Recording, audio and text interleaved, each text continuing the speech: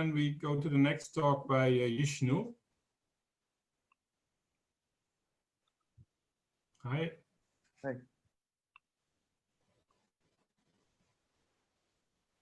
So, can I start? Yeah, please do. Okay. So first, I like to thank the organizer for giving this opportunity to present the work from our collaboration. So my title said that QCD phase diagram at non-zero real and imaginary chemical potential. But I will first talk about the QCD phase diagram in imaginary chemical potential, and then talk about real chemical potential. So okay, so in my first slide, I will mostly recapitulate the thing that we talk about in the first day. So the interesting point or the interesting question is that what is the order of the chiral phase transition for two massless light flavors? So when the massless quarks, these two light quarks mass is zero, and what will be the order of that chiral phase transition? And to say it very simple, that there could be two possibilities. One is the O4, one is the O4 transition, and one is the first order. So one case, when the massless quarks are zero, then the chiral phase transition could be a second order phase transition which belongs to the O4 universality class. And in another case, the chiral phase transition will be the first order. And so when it is first order, so that means that this first order will end at a Z2 point, and there one could get a critical mass. So if there is a first order, then one could get a critical mass here, and if there is second order, then at vanishing value of the mu and mt, one would have this O4 universality class chiral phase transition. So and this is this work from Pisarski and Wilczek, who says us that the chiral phase transition will be O4 if U1 is still broken at TC, and if U1 is restored, then it could be a first order phase transition. So now, if I there is and why there is this dispute is because that there are lattice calculations which shows first order phase transition for mu equal to 0 in the chiral limit, but this calculations actually done in unimproved lattice action, so which have cutoff effects. So and these results are done far away from the continuum. So there is two possibilities to resolve this dispute, or let's say to know what is the order of the phase transition. So first is that this verify with actions which allow us to do the calculation close to the continuum limit, that is with improved actions. And another possibility is that, as I said, that if the chiral phase transition is first order, then one could have m critical, and this the value of the m critical will increase in the imaginary chemical potential direction, and it will become maximum when we reach at this bottom, which is known as the Roberts-Weiss plane. And then one could have the maximum value of this m critical. And additional to that, the phase diagram, or the phase transition also interesting in this Roberts-Weiss plane, because there will be an additional Z2 transition because of the periodicity of the partition function. So I will come to this later. So this is the phase diagram in the imaginary chemical potential plane. To put it in own picture, I also put the phase with this T mu B diagram in the real chemical potential plane.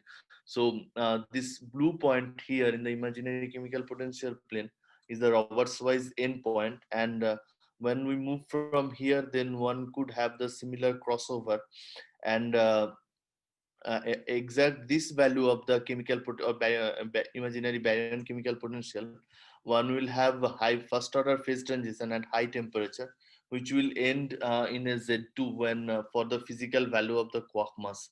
So the interesting thing will be that to look for this, what is the behavior is the end point when one goes to the chiral limit and see if one can see a first order phase transition or not. And and unlike from this right hand figure, here in the imaginary chemical potential, one can do lattice calculation directly because there is no apparent sign problem or any problem.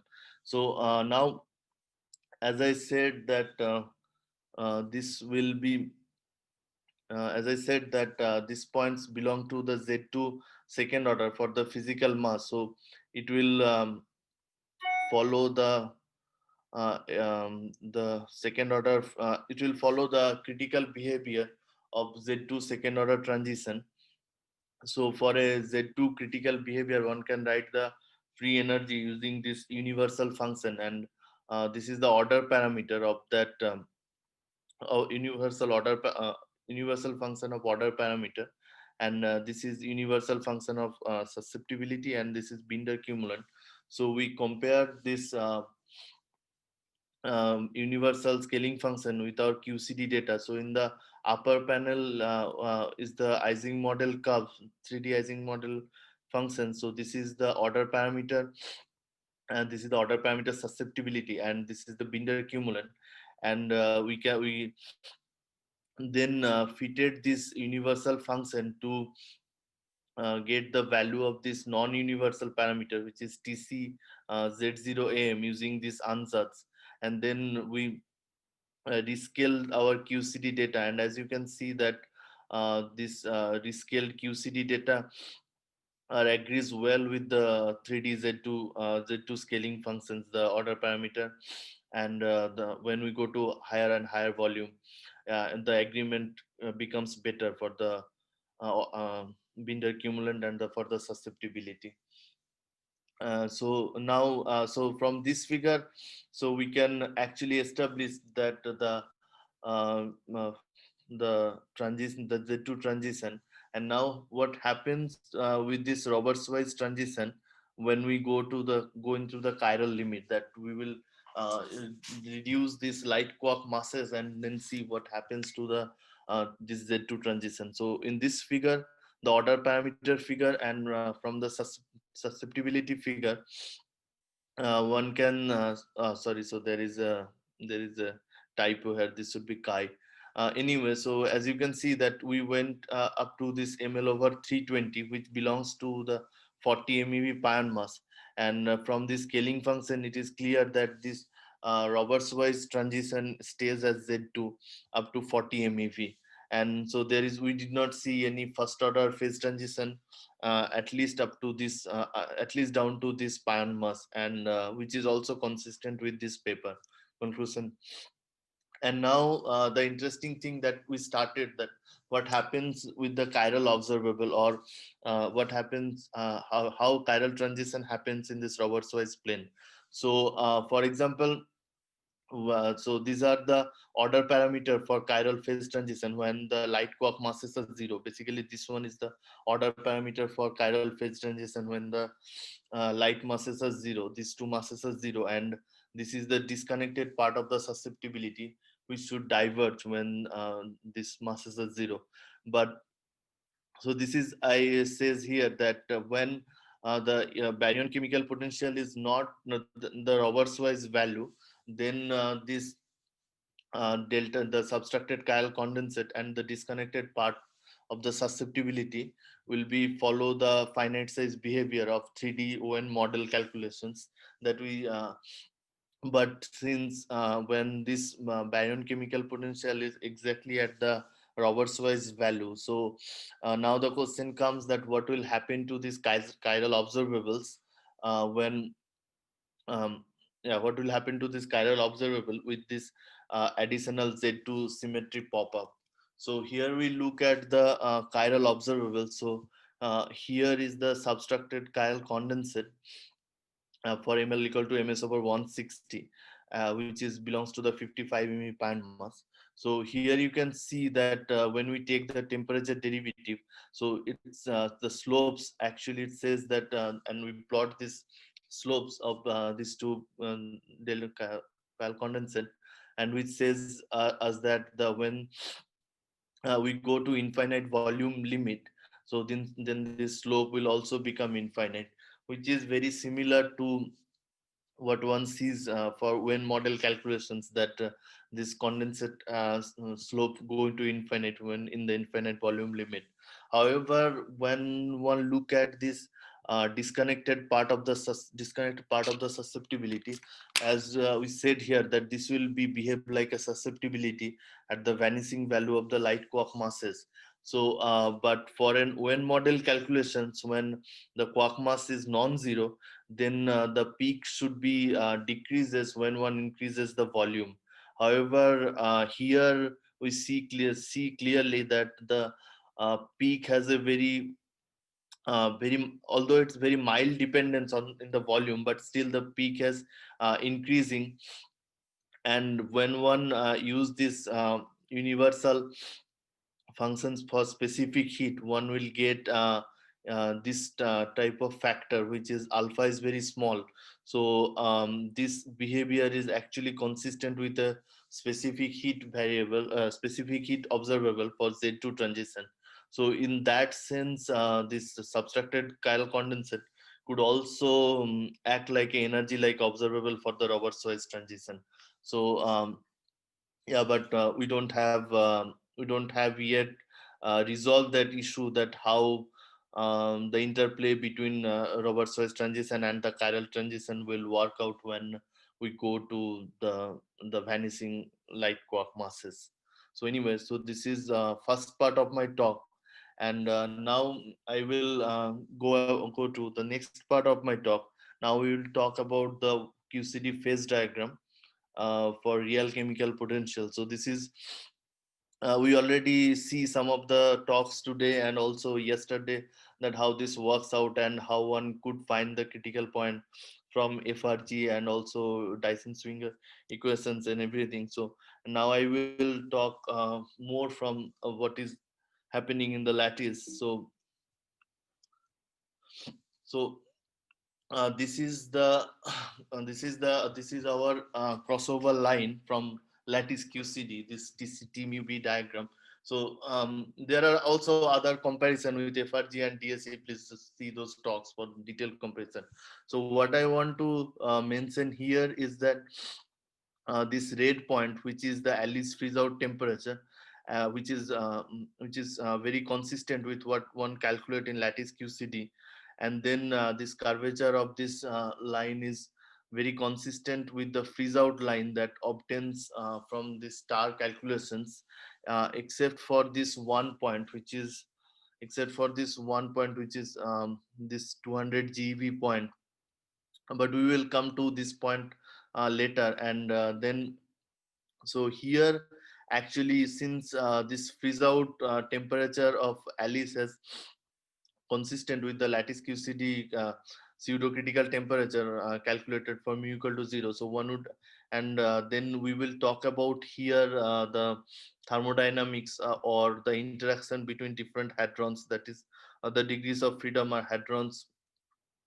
And then we will talk about how we actually, and there is also a lot of talk and a lot of discussion about where is this critical point. So there were a lot of I mean, okay, so there is a lot of uh, yeah, so a lot of talk which also discard a critical point, which is mu v by t less than equal to 2. So we will also come to this point later. So now let's first look at these various cumulants at vanishing value of the chemical potential. So in lattice QCD calculations, so these are the this here we show some second order ratio of the second order cumulants, and in lattice QCD calculations, since we took the two light quark masses as same masses, so that will generate two constraints between all those second order cumulants, and that way the six second order cumulants will be related by these two relation. And so that way actually we give here the ratio of baryon strangeness versus strangeness correlation, strangeness fluctuation, and here net baryon number fluctuation divided by net electric charge and strangeness correlation. And similarly here, baryon electric charge correlation, which is divided by electric charge correlation. So one can use this constraint relation to get any second order ratio. So these are only three independent ratios one needs to get any second order cumulant ratios. So here we also compare this lattice QCD calculations with various HRG hadron resonance gas model. So the hadron resonance gas model considers that at low temperature the degrees of freedom are hadrons, and then one calculate the pressure and all these cumulants using some interacting hadrons or some non-interacting hadrons. And so the suggestion is that since one included resonances, so the resonances actually works as the interaction between the hadrons. But the interestingly that all the curves I saw here, it shows that the qualitative behavior is very similar, and the qualitative behavior suggests that the hadronic to consider only hadronic degrees of freedom is okay up to this YOLO band, that is our pseudo-critical temperature. And after that the temperature derivative or the slopes are very different from this hadronic degrees of freedom curves. So and quantitatively, if we talk about, then of course the quark model HRG curve that I saw here, they were close to the QCD data than the this PDG HRG curve or excluded volume HRG curves. So and also in this observable that at the high temperature they approaches the free quark gas limit, and these HRG curves were going up and up. That's what I want to say. And now so using this lowest order cumulants, one can also construct mu s by mu b, since when one wants to satisfy the strangeness neutrality, then mu s is actually a function of mu b. So using this lowest order cumulants, one can construct mu s by mu b in lattice QCD calculation like this. And from a recent star paper with these various multi-strange hadron yields, one we fitted this data to calculate the mu s by mu b from this. And here we compare this mu s by mu b calculated from lattice QCD calculations and from the star data.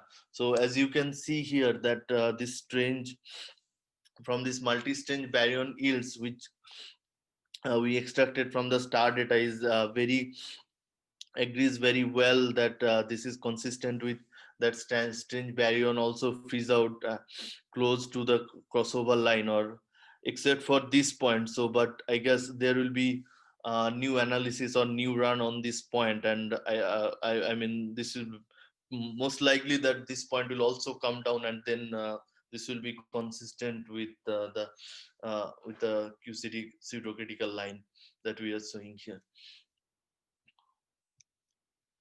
And now let's talk about a bit about higher order cumulant. So this is already somehow touched by Jan Pawlowski in the first talk, but nevertheless, so here the point that we were talking about, that this 200 GeV point that we always mention. So first let's see this figure. This is the kurtosis of the net baryon number.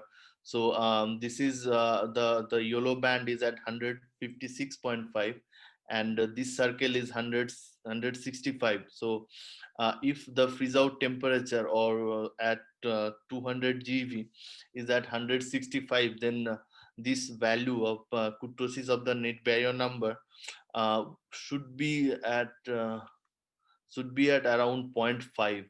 So which if I transform this figure here, so this should be then here. So so this 165 MeV is not consistent with this figure. So their value is 0.92, which is within error bar, very good agreement with the what we one get for the lattice QCD for small baryon chemical potential, which is this one.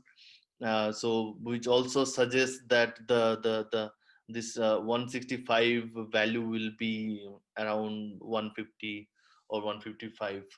And the interesting thing is that the earlier there was a star point which was around sorry, which was around 54.4 GB, no, sorry, 62.4 GB point, which was for this, which was higher for this ratio, this kurtosis of net baryon number.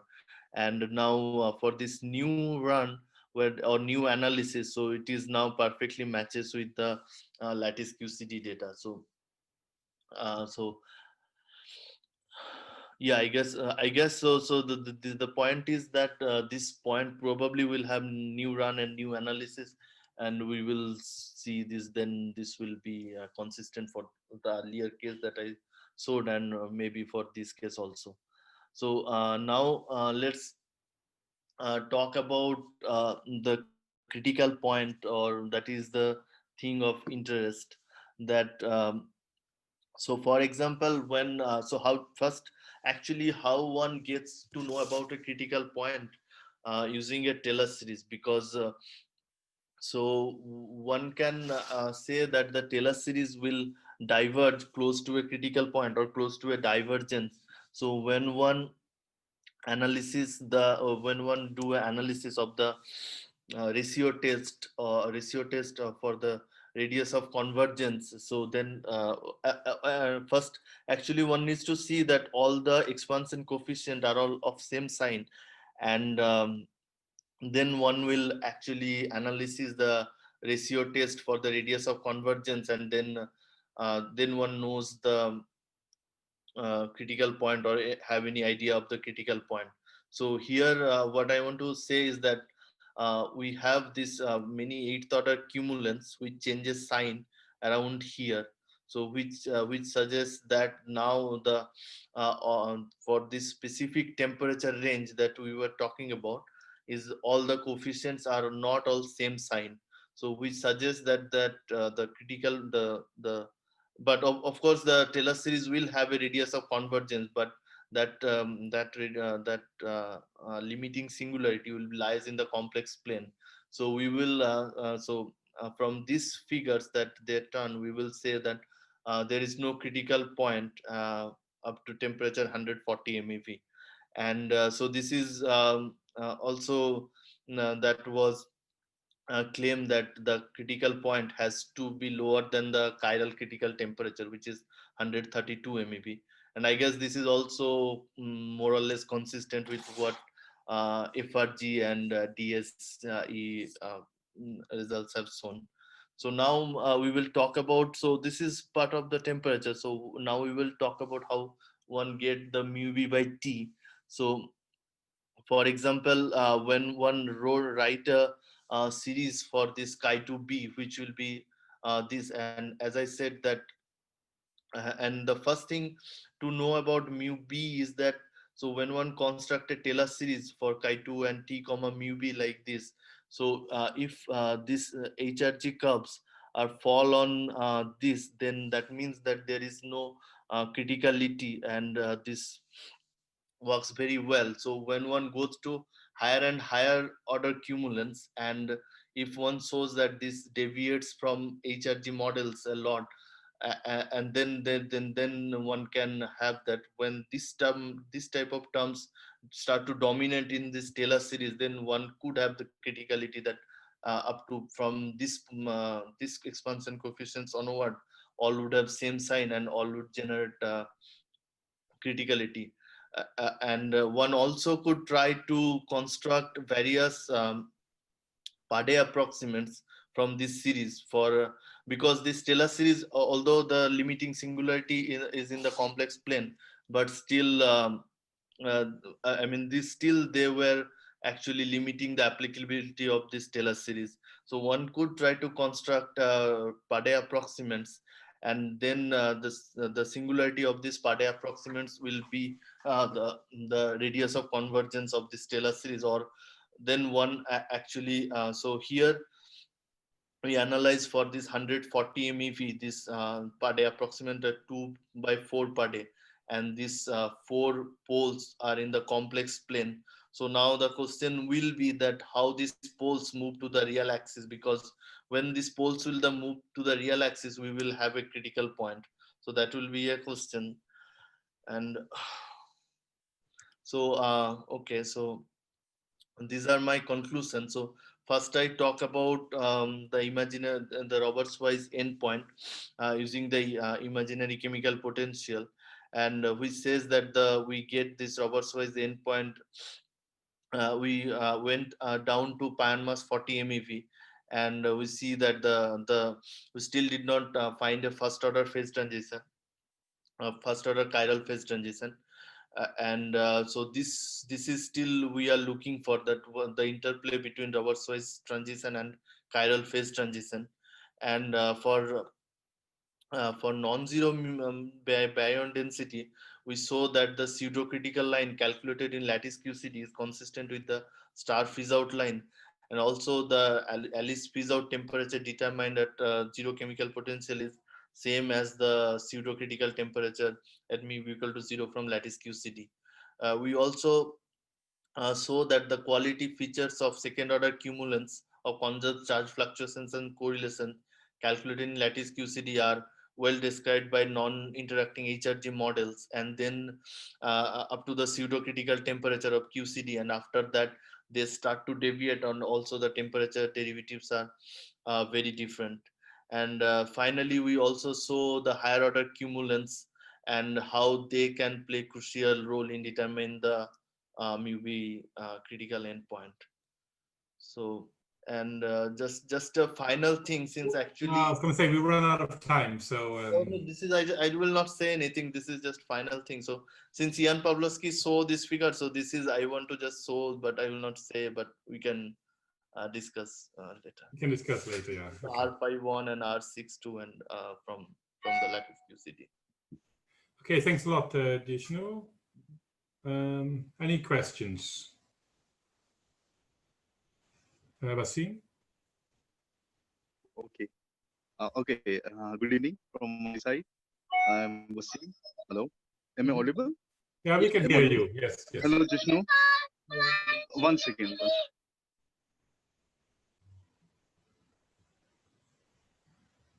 Oh, he has muted himself. Wasim, do you want to come back in?